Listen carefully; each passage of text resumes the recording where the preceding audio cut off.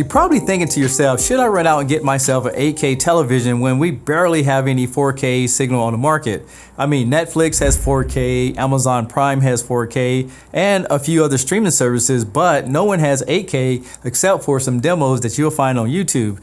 Well, I came up with some conclusions about 8K or Hisense and the processing power that 8K delivers. So on this video, we're going to talk about it, and we're going to go over the specs, and I'm going to show you guys some demos as well. First of all, I'm going to tell you guys that this TV is only available in a 75-inch, and it does use a vertical alignment panel with direct LEDs. Because of the size of this television, you can see it's a little bit thicker from the side view, and at the bottom, you have the butterfly feet that makes it look very premium. It has a silver bezel that goes around the edge of the television with a black border on the screen. Plus, you'll see a Roku logo in the corner at the bottom. And with 180 local dimming zones, it's going to be able to give you the best contrast ratio in different parts of the scene, especially when you're watching a movie or just enjoying something that has a lot of deep blacks in it. And with the ULED quantum dot technology, not only that it's going to give you more accurate colors in your red, greens, and blues, the TV also offers technology in it that monitors the content that you watch in to make sure you get the best picture quality that's possible. Now, let's talk about 8K a little bit more. First of all, 8K resolution is 7680 by 4320. And did you know that most people think 8K television is twice the resolution of 4K? That's not true. You can actually put 4K television in the same resolution of an 8K. Now, when it comes to content in the upscaler, the processor is called HiView Pro that's designed for 8K models. The way it works is it takes a 1080p or a 4K signal. It analyzes all the pixels and then clean up the noise. Next, it upconverts it by adding its own pixels, giving you near 8K resolution. Now, we'll tell you, if you take an older VCR or DVD player and plug it into this television or any 4K television, don't expect miracles, because that is an older analog signal and it's not going to look the best it can with those old technologies. Now that we talked about 8K a little bit, let's jump into all the features and the demos I have for you guys. Taking a look at the rear panel, you'll find one Ethernet connection for your modem as well as a USB 2.0. There's a reset button so you can restart it anytime you like. And you'll find a coaxial input for the ATSC 2.0 tuner. For audio, there's a fiber optic and a headphone output. And when it comes to HDMI, it has two HDMI 2.0s, one that has eARC so you can set up your soundbar. And then it has two additional HDMI 2.1s that can support resolution all the way up to 8K 60 Hz or 4K at 120 Hz. Plus, if you have an older device like a VCR, it has a composite input as well. Now, I will tell you that you can mount this TV on the wall. It has a 600 by 400 millimeter hole pattern. And right below that, there's two speakers, and it does have a power plant of 15 watts times 2 to power up the audio system. Now, take a look at the remote control that comes with it. On one side of it, you have your volume keys, and on the opposite side, you have a switch so you can stop the microphone from working. And there's a 3.5 millimeter for adding your own headphones.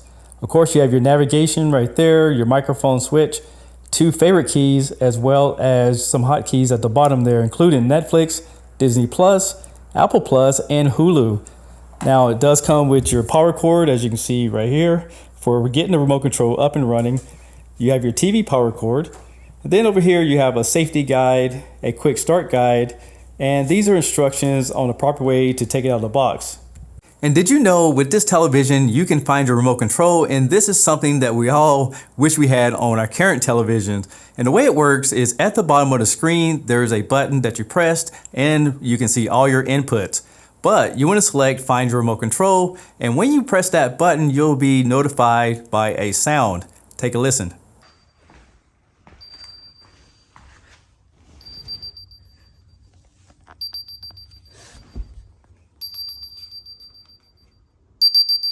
Next, I'm going to show you guys a audio and a video test, but keep in mind this is a recording, and if you want to get the best sound, just put some headphones on and you'll get an idea of what the bass and the highs sound like.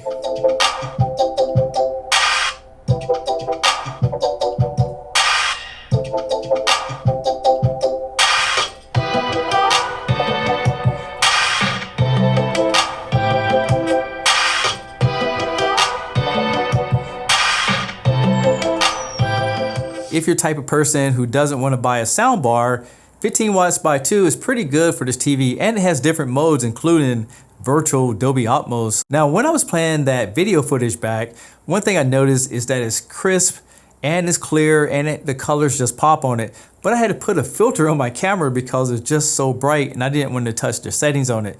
Next, we're going to talk about gaming, and I will tell you that this television has all the features that you can possibly ever want because it has the VRR, ALLM, and it does support Dolby Vision gaming, which is pretty cool. Now, I was able to look up some specs on it. So when it comes to input lag, respectfully, you're going to get about 16 milliseconds. However, when it's pushed to its limit, it can go as low as 8. With that being said, let me show you guys a quick little demo using the Xbox. And then right after that, I'm going to show you guys a demo using the PS5.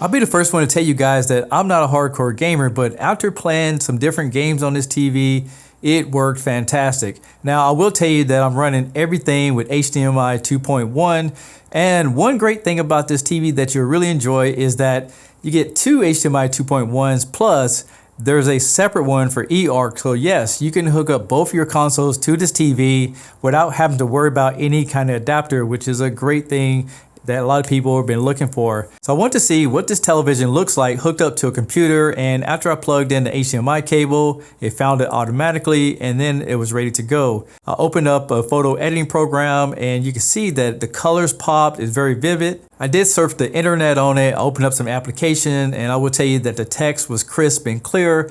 However, because of the size of the television, you probably want to be around 8 to 12 feet away to get the most out of it. The next feature I want to try was using my iPhone to mirror the screen. So I pulled up Apple AirPlay, and then I was able to put in a code and see my phone on the screen. In addition to that, this TV has Apple HomeKit. And with this feature, you can connect the TV to the Apple application so you can use Siri to turn the TV off and on, which is a pretty cool feature. And to show you guys how it works, I have an iPhone here. All you gotta do is press down the side button to trigger the voice command. Turn off living room TV. So let's see if we can turn it back on. Turn on living room TV. It works perfectly. Now let's say you have an Android phone, you want to do screen mirroring. Let me show you guys how to do that. So what I have here is a Samsung phone, and if you slide down the screen twice, once you press that, it'll find all the TVs on your list. All I did was press the Hisense 8K, and then I allow access to the television. And once I did that, I could see my screen from my Android phone on the TV. Now this is cool stuff that you guys have been asking me about. For this demonstration, I'm just going to show you guys some of the different picture modes as well as the picture size. So let's check out the size at first. When this image came in, it is set up automatic. And if you go over here, you can choose direct, normal, stretch, and as you notice, the lion looks completely stretched out. But when you go to zoom, it looks the way it's supposed to look. However, it does crop into the image. So if you see the before and after, that's the only thing is you lose a lot of grass at the bottom. Now let's take a look at the picture mode. So right now it's on low power, and this is movie mode. If you notice, the picture got a lot warmer. You have your normal mode where it brings out all the brightness and details. You have your sports mode where it makes it a little bit more on the bluer side. And then you have vivid where it's really showing those nits. It gets really bright, and back to low powered mode. And while we're in here, let's go take a look at the local dimming. And keep in mind, you can manually do this by adjusting the backlight, which you get in enhanced settings. So if you see here, you can barely tell the difference. It just gets a little bit brighter as you go down the list. Now going over here to the picture modes, it's called fine tuning picture. This is where you can control it in a lot better way. So the backlight allows you to get a lot more deeper black level. The last part we're going to talk about on this video is the operating system. Now the U800GR runs off of Roku 10.5, which is the newest version of the software, and you can do features like voice command, open up YouTube app. And I'll tell you guys, with the Roku software, you're going to be able to download just about any application out there. Plus, you're going to find plenty of movies to watch and a lot of free content as well. Some other features I like about Roku is that you can customize it. For example, they have screensavers like this aquarium right here. And you can also change the different themes that change with the seasons. And this is what the TV can look like if you want to customize it to look any way you like. Me personally, I like the carbon fiber look, so it has that nice clean black look to it. And when watching content, I will tell you that it's doing a great job upscaling 1080p content. I'm not going to tell you guys that it's 8K, but it looks very presentable and something I can watch. The last thing I'll leave you guys with is I believe 8K will be the future of televisions, and it'll probably go way beyond that. But the biggest problem that they're having right now is storage and the size of the files. For example, I can upload this by converting it up to 8K. However, instead of having a 3 GB file, it turns into a 60 GB file for the exact same footage. So that's why I'm not testing these type of formats out. But over time, we'll have streaming services or dedicated 8K channels that's using RED cameras or ARIA cameras. So we'll be able to get the full potential of this television. And if you decide to buy an 8K television, I will tell you that this Hisense is very competitive priced, and I will give you all the links in the description below. Currently, it's been sold at Best Buy and Amazon. I'm Tech Steve. I want to give a special thanks to Hisense for sending me over this great 8K television. Thank you guys for watching, and I'll catch you on the next one. Peace!